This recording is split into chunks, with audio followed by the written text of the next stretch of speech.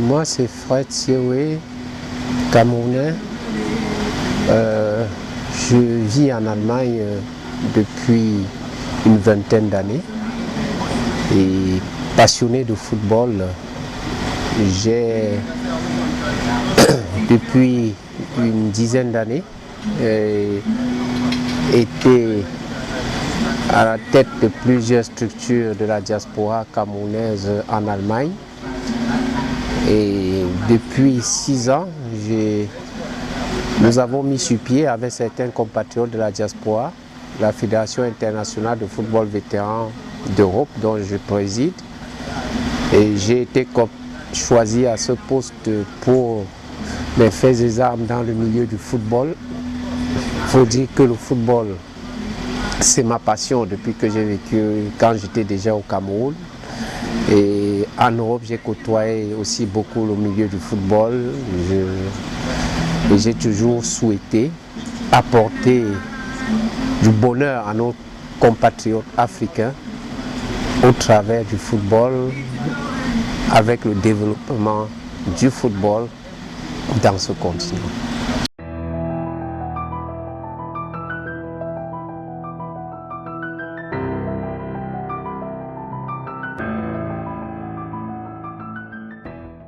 L'objet de ma visite principalement c'était pour le CHAN, parce qu'il fallait que nous venons vivre ce moment tant entendu par le public africain et particulièrement camerounais.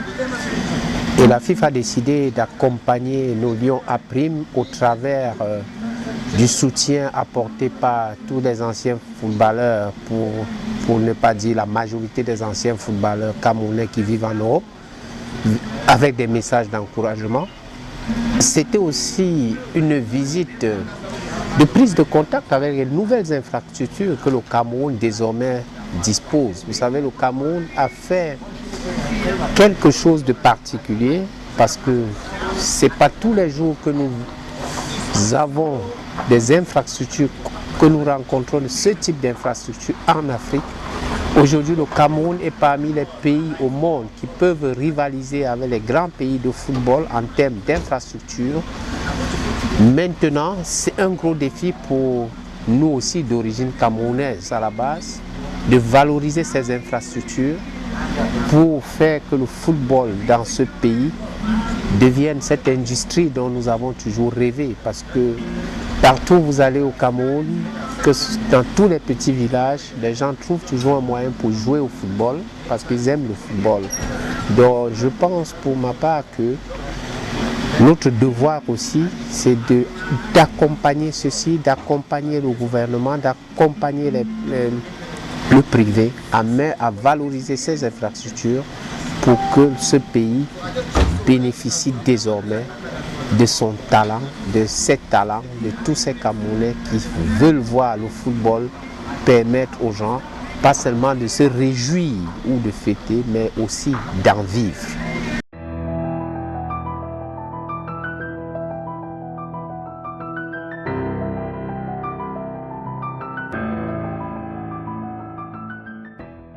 Je vais commencer par le plan sportif. Le CHAN, pour ma part, est d'un niveau très relevé. Nous avons vu au début de la compétition, les matchs et les scores étaient très étriqués, même si globalement les scores, en dehors de quelques matchs où il y a eu des scores fleuves, mais globalement les scores ont été étriqués parce que les équipes se valent. Le football africain aujourd'hui a déjà démontré qu'il s'est développé.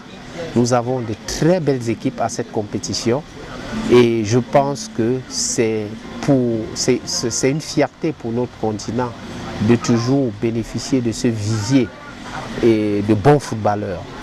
Et maintenant, sur le plan organisationnel, vous savez, nous sommes dans une période spéciale avec la pandémie du Covid-19 qui fait que des compétitions pratiquement partout ailleurs dans le monde sont aux arrêts.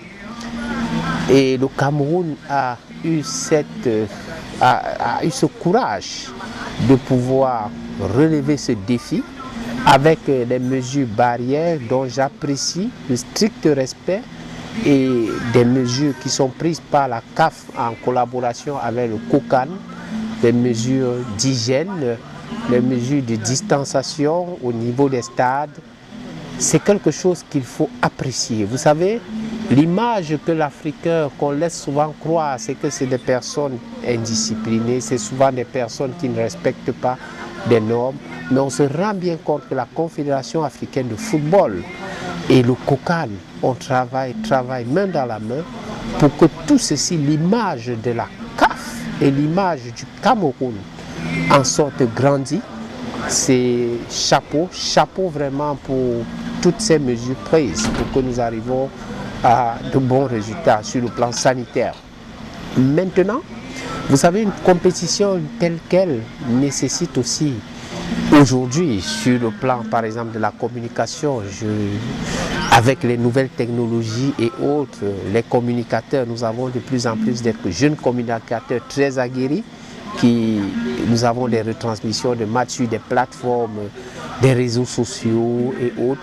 On se rend bien compte que nous avons en Afrique aujourd'hui des jeunes communicateurs très aguerris à la pratique de la communication et c'est à féliciter.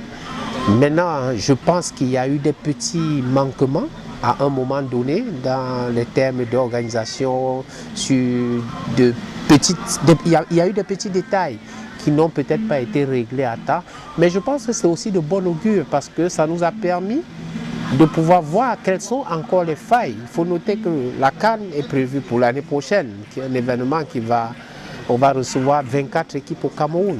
Et je pense que le CHAN a permis déjà de voir quelques failles qu'il y a au niveau de l'organisation pour pouvoir les corriger.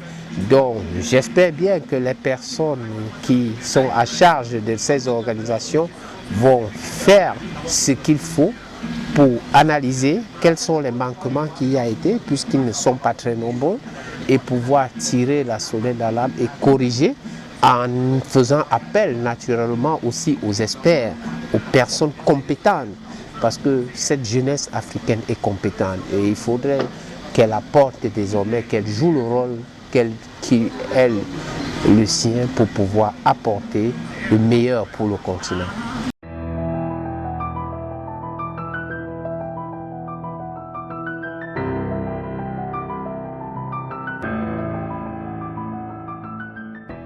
Oui, vous savez que la pandémie touche beaucoup plus nous de l'autre côté de l'Occident. C'est pas évident. Nous avons l'année dernière par exemple dû décentraliser le tournoi que nous organisons généralement annuellement. On l'a délocalisé sur 5 villes d'Europe parce qu'on ne pouvait pas permettre aux gens on ne pouvait pas contenir 5 000, 6 000, 7 000 personnes dans un stade. Nous nous sommes vus obligés de réduire et la solution que nous avons apportée, c'était d'organiser un tournoi délocalisé le même jour et on a pu retransmettre le tournoi via nos partenaires médiatiques. Ce qui fait que les gens ceux qui sont restés dans la ville de Karlsruhe par exemple en Allemagne pouvaient regarder ceux de Londres en train de jouer et les mesures barrières ont été respectées. C'était plus facile pour nous de gérer 400 personnes dans un stade que de gérer 5000 personnes. On pouvait identifier tout le monde, on pouvait s'assurer des distanciations sociales et pouvoir respecter toutes les mesures qui aujourd'hui conditionnent l'organisation des événements sportifs. Maintenant, cette année, la pandémie n'est toujours pas descendue malheureusement comme on l'espérait. En principe, le week-end du 31 juillet au 1er août 2021, nous avons le grand événement qui est prévu dans la ville de Berlin. Nous espérons d'ici là que les choses vont s'améliorer pour que la fête du football que la FIFA propose chaque année dans une ville européenne se vive avec naturellement la présence de tous ceux-là qui ont donné leur accord déjà, de la FIFA et de la CAF, pour assister à cet événement cette année et voir une autre façon de gérer le football au travers des anciens footballeurs, bien sûr des vétérans dont nous valorisons ce qu'ils ont fait toute leur vie.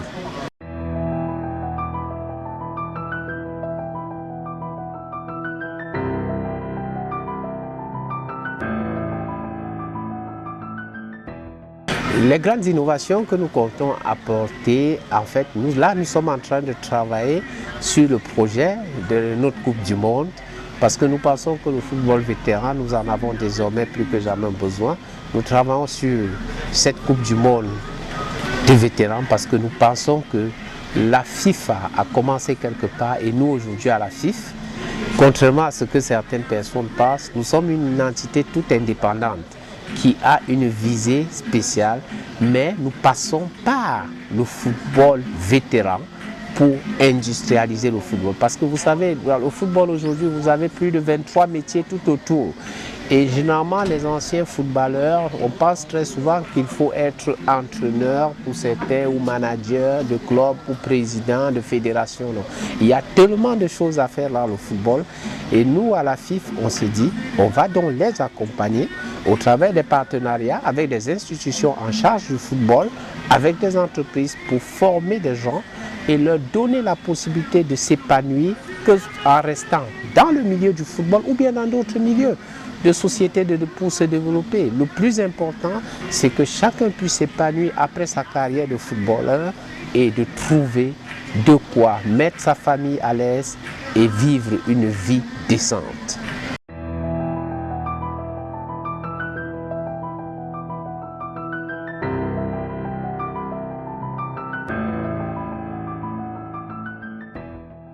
Comme je l'ai dit, notre fédération va apporter aux anciens footballeurs les compétences nécessaires au travers des partenariats et des personnes qu'elle regorge pour faciliter, pour former les anciens footballeurs et les passionnés de football. Parce qu'il faut dire que nous ne sommes pas focalisés seulement sur les anciens footballeurs. C'est tous ceux-là qui sont passionnés de football. Vous savez, dans cette passion, il y a des journalistes, il y a même des supporters, il y a des gens qui en Afrique ont passé leur temps à voyager avec des clubs, quelqu'un était chargé de laver. C'est des gens qui très souvent, après, sont négligés, n'ont peut-être pas d'autres solutions pour pouvoir trouver une seconde vie.